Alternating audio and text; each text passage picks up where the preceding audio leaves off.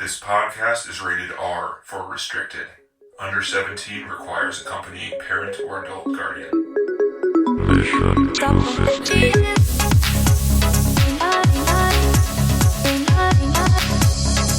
Guys, are you feeling spooky? No. You feeling extra Halloweeny? Nope. Creeped out? No. Or are you feeling mostly tired? I'm feeling bored. Bored? No. Tired, bored, no. and Jesus Christ, what'd you do to us, Teddy? Well, that's good. You're very welcome. I'm going to start this one off with my 20-second review first. But first, we are in Halloween month. We are in week number 2. We are watching a movie that Masaki Kobayashi directed, who also directed the movie Harakiri, which, from what I remember, I liked a lot, and you two were middle on. Certainly a slow movie. This movie certainly isn't the exception. But we're watching the 1964 Japanese movie called Kwaidan, spelled Kwaidan, if you want to look it up. This movie, when I looked it up on IMDb, it says it's like 2 hours, but then you go to Wikipedia and it's 3 hours, and whoops, it changed to the 3-hour cut recently. Thanks, Criterion. It's a long one. Sounds like TC is going to come in negative, but I'm going to go 20-second spoiler-free review on this one. Go. This movie is slow. It is intentional. It is potentially very boring if you don't like it, potentially harsh on your brain and your ears if you don't like it. But I really liked the way it looked, and I thought the sound design was really interesting and unique. And I enjoyed almost the entire thing, and I don't blame you guys if you didn't. All right, I'll go next. That was a boring movie, and it's an anthology, so it had some saving grace with the idea that you didn't have to watch like one full story throughout. Basically, like you had little hour-long vignettes or 40-minute long ones, whatever they were. It was just boring and long and slow, and but yeah, visually stunning. But if you're looking for a fun watch or a scary watch, this was more creepy, I think, than anything else. So yeah, I didn't really enjoy it, but what can you do? John, what did you got? I'll probably be. It was beautiful, and I like the sound design. It was very minimalist. I love the sense of history that's in this. Like, these are old folk tales, so at least I assume so. So I actually really enjoyed those parts. Some of the color and the design and the set pieces were pretty amazing. It feels like modern art house.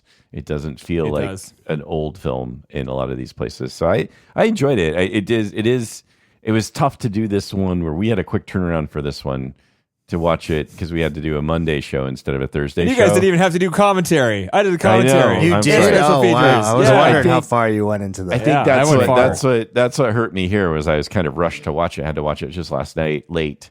And I think if I could have spread it out or something, I could have enjoyed it. It's a very slow pace. It makes me think of Stalker almost too. There's like these lots of quiet moments where you're just sort of like looking at stuff, Anyway, I'm glad to watch it. It wasn't too scary for sure. It wasn't. No. And on the document goes of how John is slowly losing his grasp on time. Just one episode at a time. We got to stick him at the back.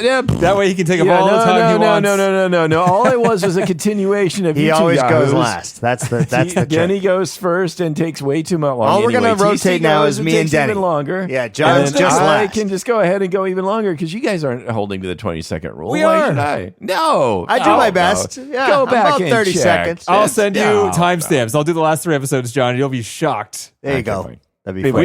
We watch Art House. This movie, reiterate, Art House is slow, but this soundtrack, it's pretty unique. We've seen a bunch of Japanese There's some movies. David Lynch stuff, it sounds like. Crazy. Right? Yeah. It's like all ambient. It's a lot of silence, but the silence isn't dead silent. It's like almost like a record hum or like wind or something like that. Apparently a lot of the Foley sound they just play throughout is wind through bamboo.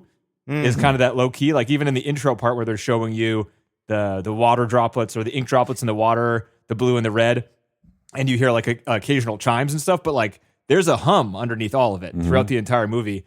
And I like that a lot. And I liked it how everything I was kind of just trying to figure out what the sound was coming from, and the sounds in the movie were removed. Like there was no footsteps. Right. There's no natural sounds. sound, right? Yeah, there was very little. It was like all ADR, basically. Yeah. But sometimes it came back, and sometimes, like most of the time, it went away.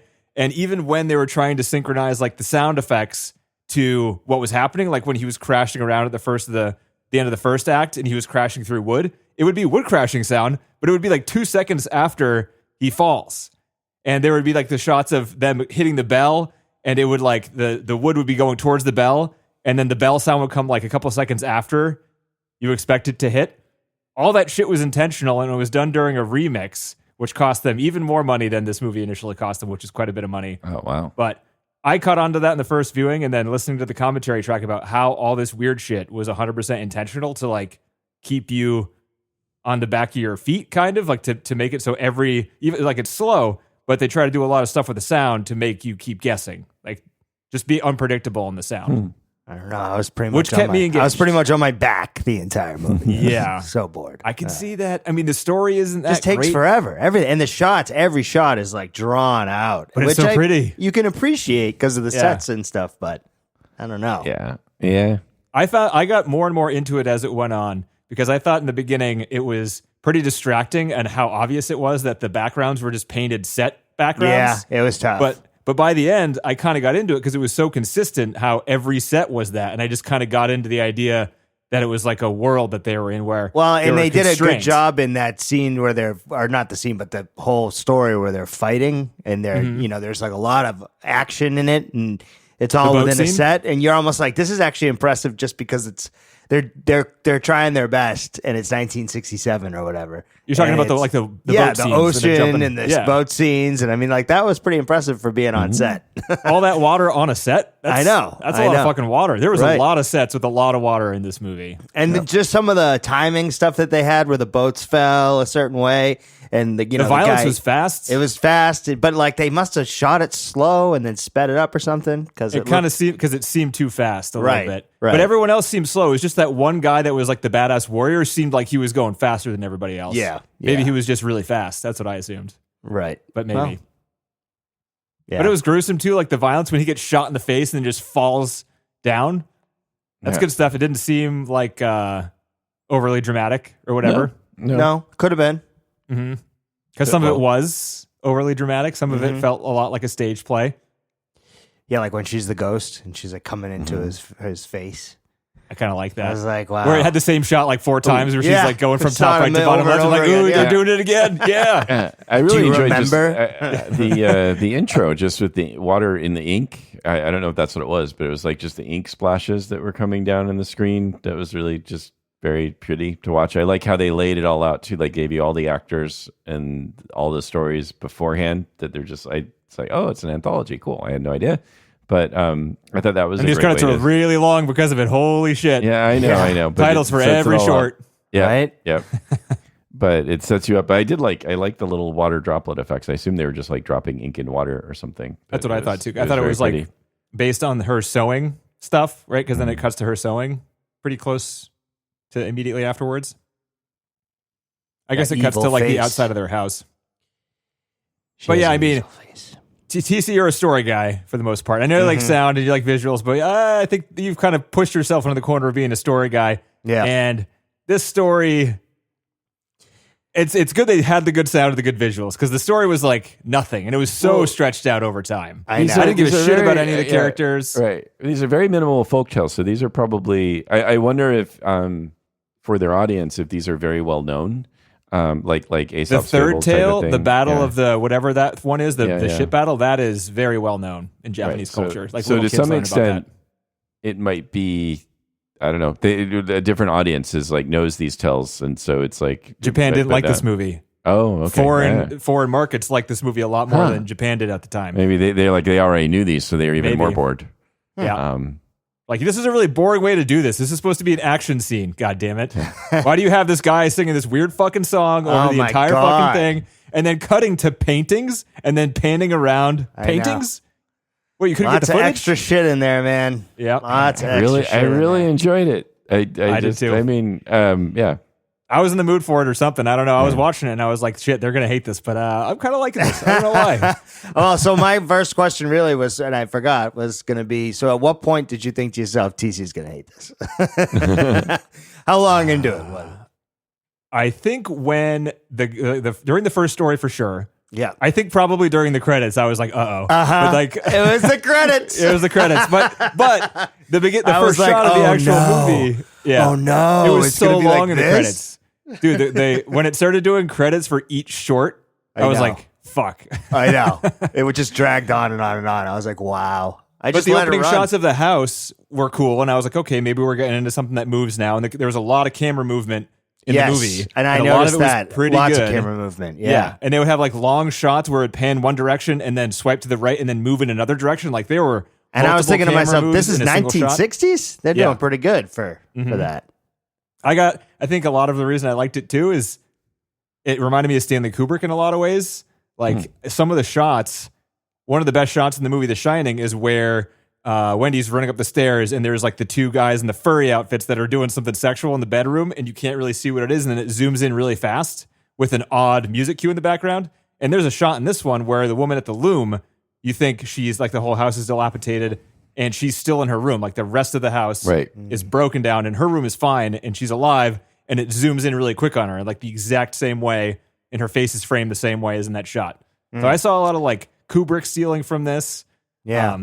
This Lynch was definitely stole from some of it. Yep. Yeah. 1964, I was like really impressed with, you know. Oh, 64? Was that what it was? 1964. Oh, okay. Yeah, this is pre 2001 Space Odyssey. This is pre anything really Kubrick, you know. Right. That's why it feels so modern, maybe, is because those modern films we've been watching stole from it, or at least were influenced by it, to use the softer term. Yes. And it was slow and there was a lot of space in the noise, but the dialogue and the ADR of the voices was not great. So I appreciated how little there was of it.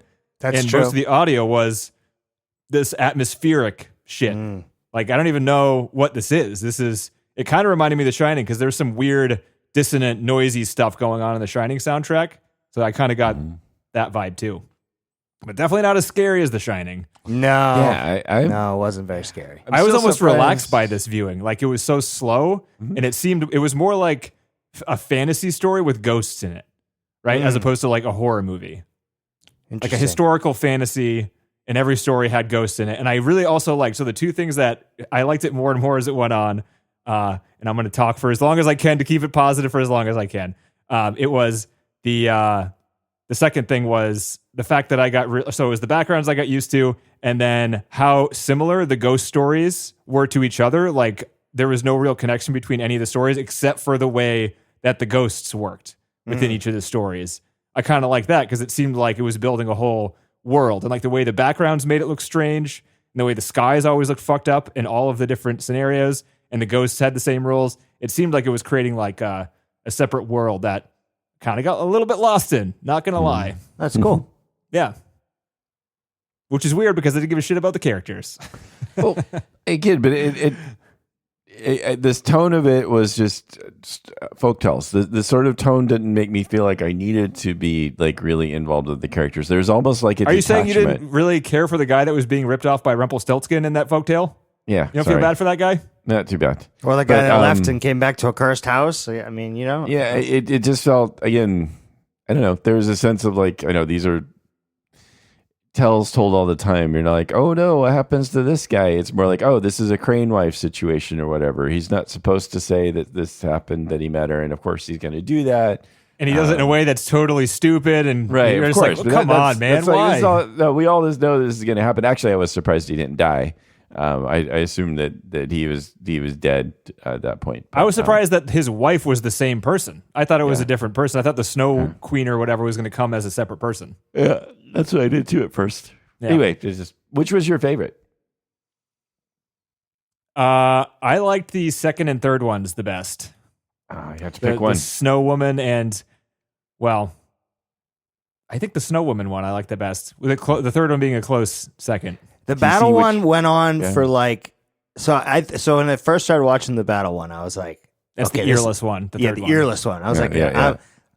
I think I'm picking this one. But then like it dragged on and on and on and on, and I got sick of it. So I don't know. The hair was good, but the coolest it was kind part- of weird. Yeah, The go ahead. hair is weird. No, the third one though, like the coolest part in it was the end when they painted. The whole idea was kind of original of like painting his entire body with this like the thing that makes him invisible to ghosts yeah, or whatever right. the That fuck, was and then they cool. just Yeah. forgot to write on his ears, so the ghost rips his ears off. Yeah. Like, that's Yeah. pretty fucking weird. And then he comes back, right? And like Becomes famous. Yeah. Yeah. because he has no ears now. Yeah. And he perseveres, and I think that's kind of the, Yeah. the And I lesson. really like the music from that instrument. I do. How about I the do like pick? it, too. It was The like metal pick. the metal pick, Yeah. where it's just Yeah. like your Yeah. full hand. It's like you And gotta don't hold even- it with two Yeah, fists or something. yeah. It looks like it's like We're so heavy. used to holding it between our index finger and thumb. Like, no, and, that's a unit of a pick. That's a man's the thing was pick like, right fuck, man, you can break those know. strings real easy. there. Yeah. And they come down with it like a full force too. He was coming, yeah, he was hitting it, and it did sound cool. It sounded really cool. yeah. But his And he was singing good at was something. I got more used to it after like the intro with the voiceover before you know it's him and it's just like the paintings and stuff. I'm like, what the fuck is going on? And it's right because now? we're so used to like a rhythm and a progression, and his that was just all like whatever the words ebb were, and flow And or yeah, whatever. It's just like there was whenever you no, decide like, to make it go forward, it's going to go forward. I get right, it. right. Whatever he decided to sing, however he sang this word is what he decided in the moment. It felt like, and so it's kind of Well, they just You're seems just like- culturally intolerant, TC. Well, That's no, all that it's is. just- Yeah, just- right. It's just no. It's a very No different, culture. There's a very different sense of harmony than what we're used to. That we're just not even like we don't even have like I think we just don't even know how to like listen to that. It didn't sound easy to sing, that's for sure. No, it sounded no, hard. not at all. But no, and it's I assume it's good for that style. It's just a very different sense of what should the note progression should be. I don't even know if you call that what the melody Right. is, but just like the way notes are going together and how that's good or bad is just different. It's just very, very different than anything we're used to hearing. So, no, And you can acquire it as an old person. I liked it I more and guess, more as I watched the movie. So I think too, it's interesting that like our brains are just so conditioned to hear a simple progression that we want to follow and hum along to, and we're listening to him. You couldn't predict what was going to happen next. We're like a lot of music I like to listen to. I'm like, I know exactly where this is going, and that feels comfortable. if this sounds nothing like the Beatles at all, I want nothing to do with it. Thank you very much. Exactly. Give me the 4 on the floor. Give me Yeah. the 5 chord that we're all used to. But honestly, he was singing well. It was just hard to follow along with him because you didn't know what he was going to do next. Right. So it was definitely something that we're not used to. Yeah. So I'm going number 2. TC, what were you going with? Your Probably favorite 3. one? 3. Yeah. John, what about you? yeah, the woman in the snow had the most beautiful backgrounds. The eyes in the yeah. snowy forest sets. Yeah. Like, And the I- really I- good lighting schemes too. Yeah. She was fully I love that. white So- and blue right, faced. So, going along with the sort of sense of the painted backgrounds and stuff, like you were watching like a really good Broadway production. I did really love how they would use the lights to like as like all of a sudden everything's going blue and or like as he's like realizing something. I just thought that was a really cool technique the way they do it and the way it fits. It like there's it's not jarring. Whatever's going on, I don't think it's like very smooth. It like very much like it holds together, and that also is rather impressive. That it's like you see the way they use the lighting, the way they have the backgrounds, the way the characters are acting, and what the story is. It all really seems to like fit really well, and yet it's this very artsy art house kind of thing. I don't know. The more that I was thinking about it, the more I was like, wow, this is kind of a really impressive, well thought out piece of work. Definitely yeah, well so thought it's out like- at the very Oh, least. for sure. I mean, And intentional. Like, it's the kind of thing where he's not lingering on stuff because he doesn't know how long to linger on something. Right. He's doing it because he wants to linger on it for this long. right. Yeah, I think if I had just been awake and patient, I had the same problem with Harakiri though. I remember not liking that as much as I wanted to, just because I think I was tired and just had to get the watching over with, which is what happened last night to some extent. I was like, woof. That last one, like the ears went on for a while. The earless one did go on a while. I was kind of like really. It was the longest one. By I far, really yeah. liked that beginning. I liked the battle scenes. I liked the painting moving back, and then we got to Hoichi's story itself, and that kind of went on a long time. Like the demon took him, and he came back, and the demon came back. Blah, blah, blah. It just sort of. Yeah, that wasn't as interesting until they got to him painting his face. There wasn't as much interesting going on in the scenery or whatever else was going on. So that part really was kind of at least a low point in the sense of I don't recall there being a lot of artistic stuff happening. Him playing music in the ghost chambers or whatever with all the people. That was okay, you're right. pretty That was awesome. a cool part. That was a cool part towards like the Second, it was the second half, maybe 3/4 But of the way you're in. right. I did like that part too. But anyway, it was just pretty cool. Yeah. So you're going number 3. Is that what that was? Yeah. The snow. What's it called? That's the woman of the snow. Oh, you're going number 2. That's number two. Right, number 2. No, woman in the snow is. I was saying I like 3 too, but the woman in the snow just had the most beautiful, amazing backgrounds and lighting and just the structure of the scenes. That one really stood out. I thought. And you could tell that all of these were sets, and that usually takes you out. It looks like Wizard of Oz or something stupid like that. But for some reason, it made it seem weirder that the sets is where they were. You know what I mean? Like if they filmed it in real locations, it'd be more of a realistic movie. But since they're all sets, it feels more fake. The background is fake. All the acting is kind of fake. The stories are fake. Like a play. You're not going there expecting realism. So, And I got to give him some, you have to give him some leeway because it's 1964. Well, that too. Right. Yeah. So it's like they wouldn't even they probably didn't have anything like that. Like go shoot on location. Like all the cameras were in the studio. Everything was in the studio. So Yeah, and they actually all the Japanese studios, they weren't big enough for what he wanted in the background, so they went to airplane hangars, military airplane hangars, and built the walls. They painted for all the sets, and they used the entire hangar for these gigantic sets. And that was part of the reason. A big pool, a bunch of different big pools, and it was pretty expensive for a Japanese production for the time. They ended up, it was 100 million yen initially, and it ballooned up to 320, and he ended up having to borrow the last 50 million himself and selling his house because it just ran so long. They couldn't like properly budget the movie because the amount of people they needed to work on these gigantic sets, the amount of time they needed, and the amount of lights. The lights was like the hardest part because the ceilings were so high and the paintings in the background were so high, they had to get the lights above that. So like these people were afraid to go on these airplane hangers, like ceiling beams to hang these lights. So they had to pay them like extra because it was dangerous. hazard pay. Yeah. So there was a lot of that stuff going on, but this was a passion project of his. He seems kind of like a crazy person, like a lot of these directors are, really into his art, which is cool. He seems to have a pretty good idea of what he wants, but he doesn't like talking about it that much. Very anti-war. I think we talked a lot about how he wanted to be a visual artist, kind of like Lynch, but then World War II came around, and he didn't think he had enough time. He saw getting into visual art as something that takes a long time, and he thought he was going to die because of World War II. He's like, I still want to express myself. So then he got into movie making because he saw that as like a faster art form. So that's why he became a director. And that's why these are slow as hell. Right? Because they're like Because they're like paintings. Yeah. Mm-hmm. Same just thing like for Kubrick Lynch. as a photographer, just like Lynch is a visual artist. These slow movies come from people who like the images. Kubrick was photography, right? Yeah. That's what I just said, right? You just said that. Yeah. I'm sorry. Yeah. My usual spacing out and then catching out. Pretty sure I got that right.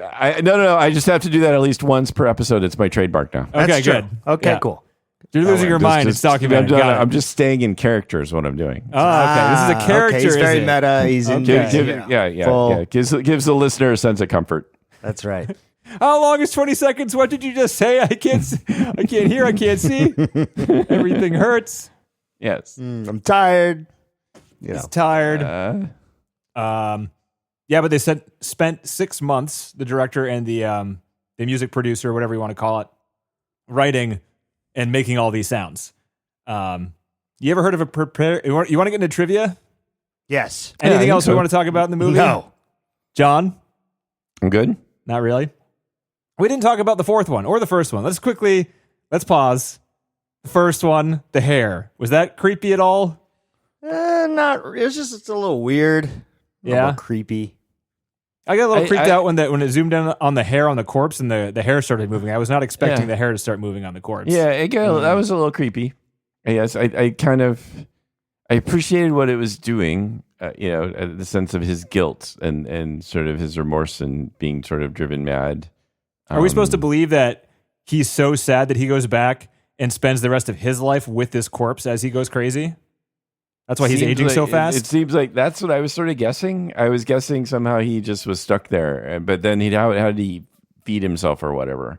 But maybe like all the grass in the front yard, I guess. Well, but maybe he felt like maybe he was like completely delusional for a while, thinking that she was alive and going about his life there, but then just getting old and crazier. I don't know.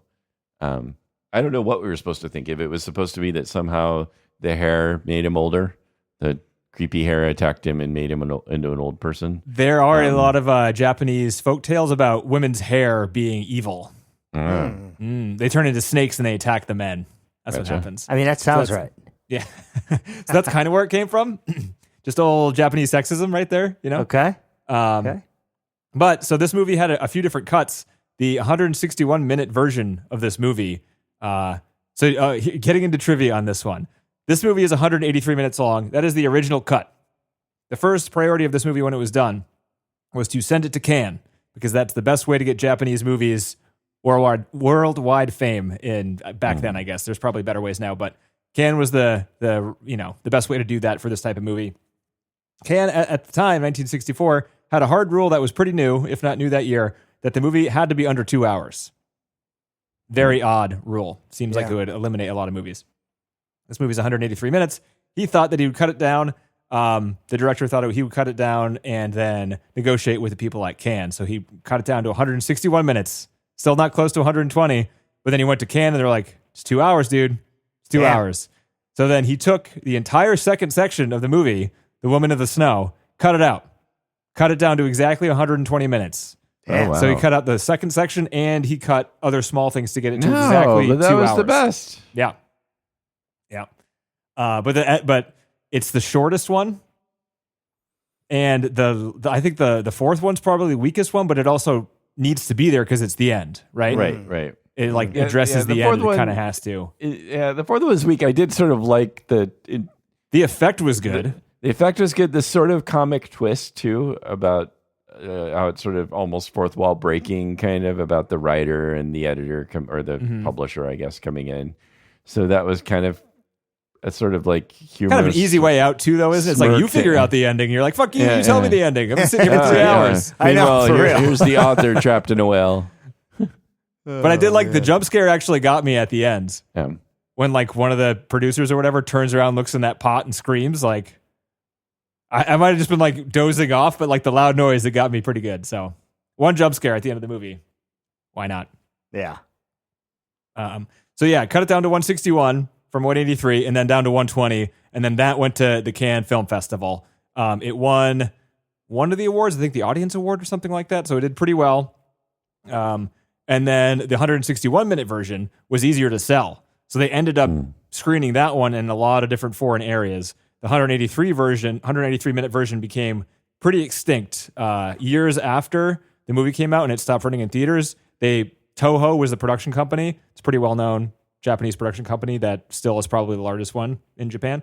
Had it somewhere, and the director 30 years later, this was like 20 years ago at this point, was dying of something, and they wanted to restore his movies. So they ended up finding the 120-minute Cannes screened cut, and they restored that one, and he got to view that one. It took him a year to find it, restore it, and show it to him for that cut. And he really liked it, and he's like, this is amazing. And he died shortly afterwards.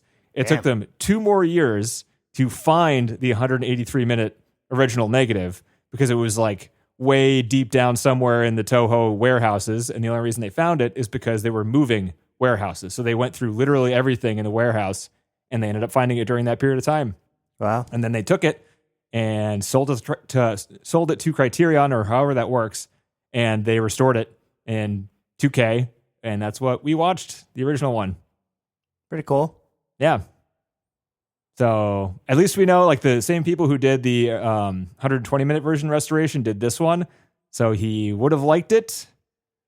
I can imagine this movie not being as good without really good projectors on a clean screen with a clear image with bright bulbs, right? Because like a lot of the enjoyment of this is how it looks. That's right. Wow. Yeah. And if you have 100%. shitty speakers and you have people talking, like story's not there. audiovisual Is the definitely experience. there. Yeah. Yeah, I remember one of the worst experiences. You guys ever seen the movie The Tree of Life? Terrence I remember Malick trying to movie, watch that one. Brad Pitt. I think I gave up on that one a long I time wouldn't ago. blame you. I saw it in theaters, and I thought it was great because I saw it in a nice theater with some good sound, and the audience was quiet. And then I was like, I'm the worst son. Hey, mom and dad, let's watch The Tree of Life. It's 3 hours long. It's Terrence Malick. It's got a scene where dinosaurs are around. Don't worry about that scene, but it's mostly Brad Pitt talking to his son and how to be a human or something. I don't really know what it's about. But anyway, let's watch it. It's only 3 hours long. Sure. Our TV sucked. Our speakers sucked. It looked like shit. It sounded like shit. And my entire family was making fun of it the whole time. So Not good. it was a terrible movie. So it's like, yeah, now I know some movies aren't for everyone. This is one of them. This is one of them. If I had seen it, I wouldn't have recommended it to you, TC. But I said last week that I hadn't seen it before, so I am not. And I'm to be blaming blamed. you anyway. That's exactly what I said I would do. Yeah. What do you think about the Z-axis pivots of the camera, Oh, where it like flipped or where? where it twists, Oh, it twists. like that's pretty cool. clockwise or counterclockwise? I saw that he broke the 180-degree rule, which was interesting. Where it's like, He did that on purpose, apparently. Yeah. He pretty does that to because the commentator is a historian on this guy, and he is well aware of the 180-degree rule, the director. Yes, I'm so sure. whenever he breaks it, that's like, for listeners, if you don't know, if you have a character on the right and character number 2 on the left, the next shot has to have character number 1 on the right, character number 2 on the left. That's the rule. But if the next shot cuts and their positions flip, then that is intentionally breaking the rule if you know what you're doing. And it's done, in this movie's case, to disorient you, to let you know that he does that when ghosts are around.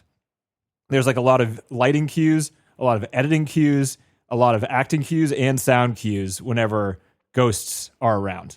Wow. And I didn't pick up on most of it. I think I just kind of felt it as opposed to thinking about it on the first viewing. But for each section, ghosts have their own song or sound that are associated with them. And there's also lighting tricks that happen that I didn't, some of them I picked up on, some of them I didn't. The woman in the snow had a spotlight on her whenever she was ready to suck the soul out of somebody. And I didn't necessarily see it because it was on her stomach. It was a spotlight that followed her around that either showed that she just absorbed a soul or was ready to absorb another one, whatever the fuck she was doing with that cold breath. Oh yeah. This is all great. Scary movies, guys. So terrifying. Yeah. Yeah, so scary. Don't worry, guys. Next week I got you, okay? Don't worry. Next week will be better. We got this one out of the way. I knew it was a risky pick. Early part of the month, it's okay. Yeah. We're far away from Halloween still. It's Right. John Cage. You ever heard of him? Yeah. You have? Was he? Wait. Wasn't he in the Mortal Kombat? Johnny Cage? No, different guy. This is just John Cage. Yeah. St. Johnny. Yeah, All he's a right. musician, right? He's a musician, yeah. And he became famous in the 40s and 50s for doing avant-garde noise stuff. And I don't know if he invented it, but he popularized this thing called the prepared piano.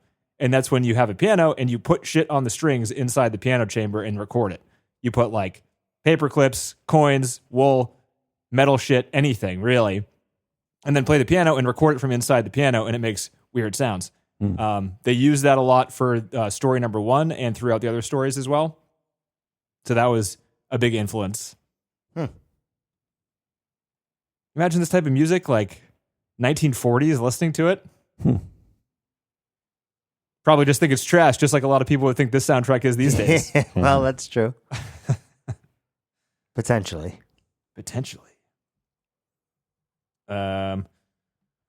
What else do we got? There was an interview with the director. Nice. Which was pretty cool. Smoked cigarettes the whole time. Very Lynchian of him. Didn't really answer his questions in a straightforward manner. The arrows hitting the wood and snapping it was bamboo snapping. The really high-pitched, odd sound there. They did a lot of snapping wood, and they did ice breaking, and they digitally enhanced all of it. So they ran it through some digital something, I don't know what existed back in 1964. Right. I was just wondering. Yeah, they had. It must have been custom, Yeah. right? Because that was right around the time electronics came into music, right? Wasn't Kraftwerk's first album in the 1965 or something like that? Oh, really? I think so. I don't know.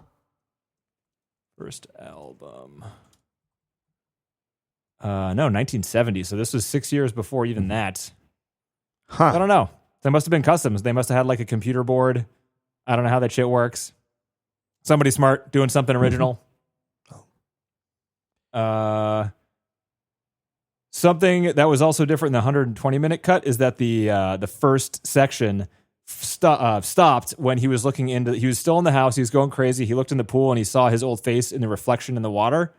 And then in the version we watched, he continues going crazy and eventually climbs out the window. In the 120-minute version, it's freeze frames on his face looking at himself in the water, and that's the end of the first section.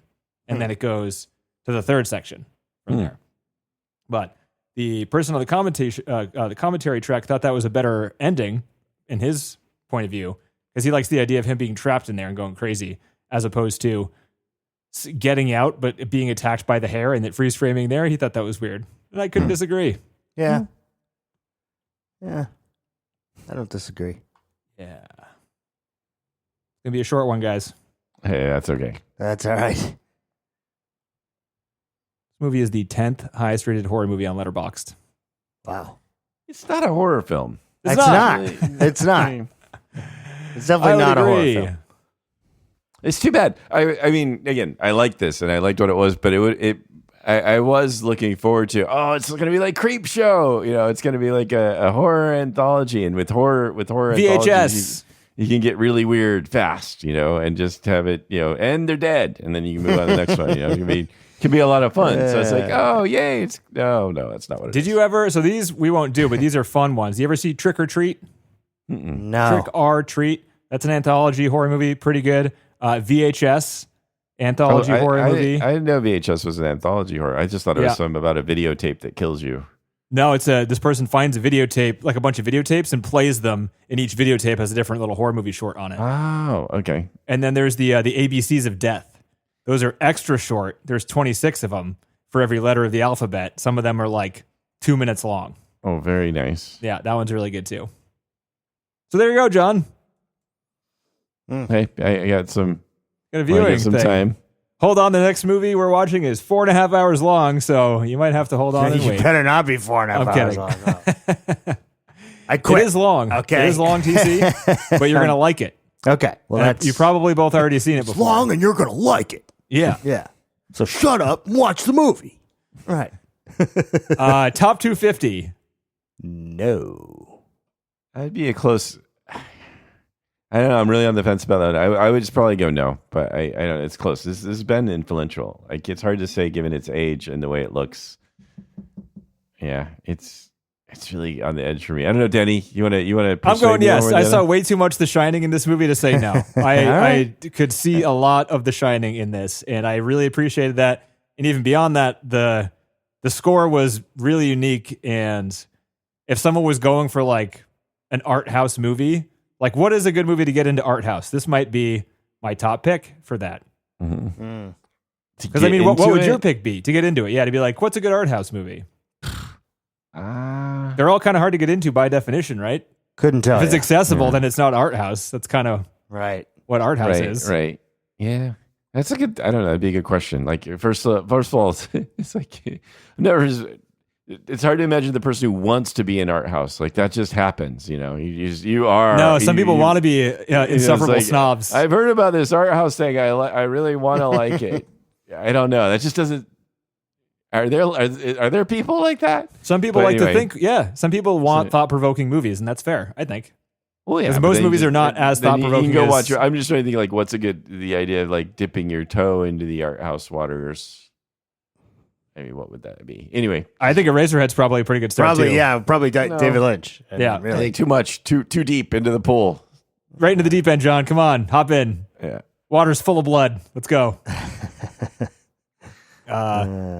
So I'm going, yeah, John. You didn't answer yet. Did I tip you? I think I'll go yes too, because I think of the influence there, and that's why it feels modern. Because I mean, the film has that much influence that either A, it has a lot of influence, or B, it just seems modern for the time. And what seems modern is the artistry and the effects and the composition. That's pretty awesome for as old as this film is. 60 years ago. That's a long time ago. Yeah.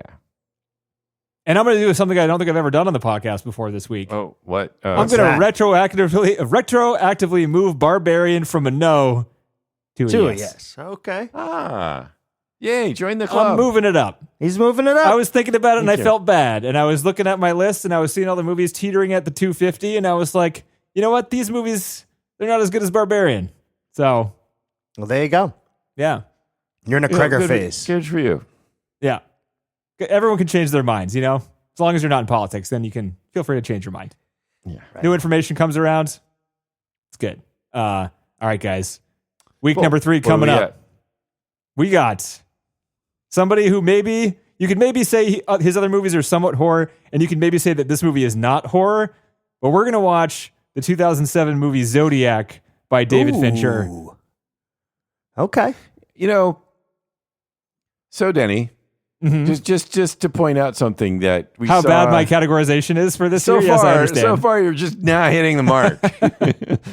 You're not going to like the next 2 weeks, John. I'm just saying, I really liked your theme at first, but so now far you're we're off just the game. First we got Barbarian, which is a horror movie by a horror movie director. Then we get a horror movie that wasn't a horror movie, But which I know was that. the whole point. So now, Most people following call it it in a this horror year. movie. yeah, well, just saying, we're not getting there. It's okay though. So no, I Zodiac's Well, do you a have a great film. different? Do you have a different movie you'd like to see?